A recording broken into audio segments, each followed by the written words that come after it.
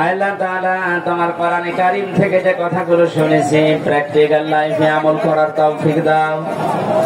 এদেশটা বহু মানুষ তো চালিয়েছে, আমরা দেখলাম কোরআন দিয়ে চললে কেমন দেখা যায় এখনো দেখি নাই।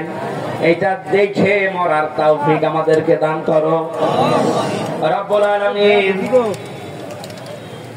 বহু কষ্ট করে আয়োজনরা 15-17 বছর পরে যুবকের আঞ্জাম দিয়েছে। মুক্ত পরিবেশে মুক্ত জীবনে তোমার কোরআনের কথা শুনতে পাওয়া, বলতে পারা কত বড় নিয়ামত এখন আমরা টের পাচ্ছি।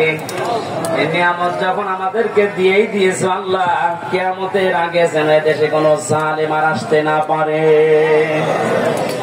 এই সন্তানদেরকে যে মাটা পেটে নিয়েছে মায়ের পেট তুমি ধন্য করে দাও।